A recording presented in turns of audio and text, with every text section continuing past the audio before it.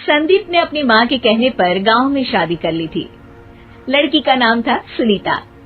माँ का कहना था एकदम मॉडर्न बहू नहीं होनी चाहिए, लेकिन उन्हें नहीं पता था कि गांव से आने वाली बहू सुंदर सुशील तो होगी और उसको गांव से बाहर भी निकाल लाएंगे, लेकिन उसके अंदर का गांव कैसे बाहर निकलेगा। शादी के कुछ दिन बाद, माँ टिफिन तो देना जरा। बेटा अब तो स्कूल नहीं ऑफिस जाता है, माँ से नहीं अपनी बीवी से टिफिन मांगा कर। ओके माँ। सुनीता टिफिन ले आओ। लो टिफिन, इसके अंदर पिस्ता डाल दिया है। पिस्ता? पिस्ता क्यों? सास जी ने बोला था ना कि आपको पिस्ता बहुत पसंद है। ओहो, मैंने पिस्ता नहीं पास्ता बोला था, पास्ता। पास्ता? कहीं होता है पास्ता? अरे बेटी तू रहने दे, मैं बना दूंगी। अच्छा किया कि पाव भाजी बनाने का नहीं बोला, वरना किसी के पाव बना देती है। सुनीता को बुरा लगता है, लेकिन उसकी नादान हरकतें कम नहीं होती। ऐसे ही एक दिन, अरे तुमने ये क्या लगाया है? अरे आप वो फूस फूस करके लगाते हैं ना, वही। डियो? का दियो? किसको दियो? अरे वही ना जिससे खुशबू आती है। हाँ सही पकड़े हैं। अच्छा लेकर तो आना। कौन सा डियो लगाया तुमने? अभी लेकर आते हैं जी। संदीप की बात मानकर सुनीता अंदर से खुशबू वाला फुसफुस लेकर आती है। OMG! OMG मतलब ओ माय गणेश ना। अरे OMG छोड़ो, और ये खुशबू वाला फुसफुस की बात कर रही थी तुम? हाँ इसी की, फिर से सही पकड़े हैं। अरे देवी, लेकिन आप सही नहीं पकड़े हैं, ये डियो नहीं है। डियो नहीं है तो क्या लियो है? अरे ये रूम फ्रेशनर है, जिसको कमरे में छिड़कते हैं, खुद पर नहीं।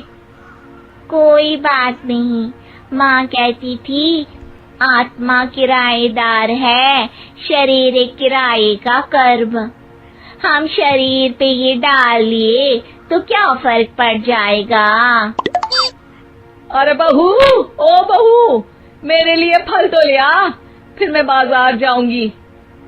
सुनीता अपनी सास के लिए फल लेकर आती है। अरे बेटा, पपीता, तरबूज और सेब फल ऐसे कैसे खा लूं? काट कर तो ले आ। माँ जी, मेरे गांव में तो खेत से उठा के सीधा खा लेते हैं। अरे ये तेरा गांव नहीं है ना। अरे संदीप, तू ही कुछ समझा देना इसको बेटा। मैं कैसे समझाऊं माँ, ये तो माइक्रोवेव को भी भट्टी बोलती है। कल मैंने बोला हाय कैसी हो, तो बोलती है किसी को हाय नहीं लगानी चाहिए। अरे सुनीता, तेरा क्या होगा? अभी तो कैसे बताऊं माँ जी, अभी हम कुछ करेंगे फिर पता चलेगा क्या होगा, लड़का या लड़की। हे भगवान, कहाँ से आ गई है? रामपुर से जी, आप ही तो लेकर आए थे मुझे। अरे मुझे माफ कर दो। पहले कोई गलती तो करिए जी, आपकी तो सारी गलती माफ कर देंगे हम। हाँ अरे बहू, मेरी बात सुन। फल यानी कि फ्रूट जब भी लाए ना तो काट कर लाना, ठीक है?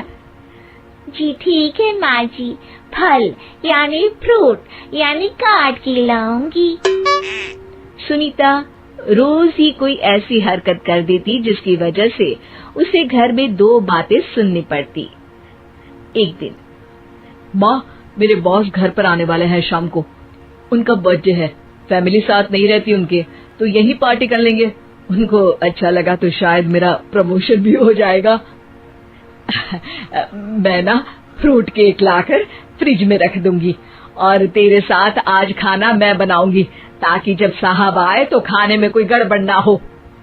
शाम को जब सारी तैयारियां हो जाती है, संदीप के साथ बड़े साहब भी घर आते हैं। फ्रूट केक तो ले आना बहू, फिर खाना खाएंगे। अरे इस सब की क्या जरूरत थी, आपने बुलाया वही काफी है। सर, आपका परिवार शहर में नहीं है, तो हम ही आपके परिवार जैसे हैं सर।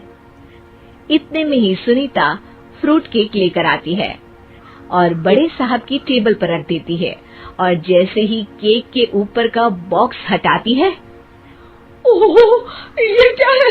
केक तो कटा हुआ है, मैं तो ऐसा नहीं लाई थी।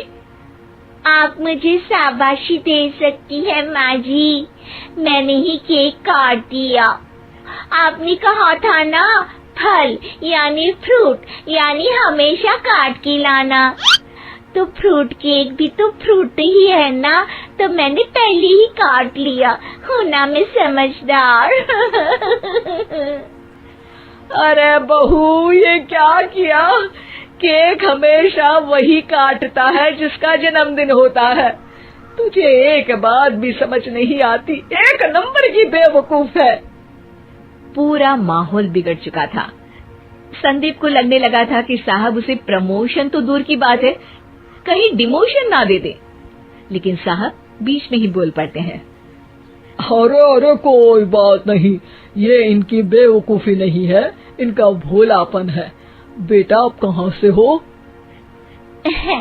रामपुर गांव से। अरे वाह, गांव से? फिर तो आपके गांव में ताजे फल और सब्जियां मिलते होंगे।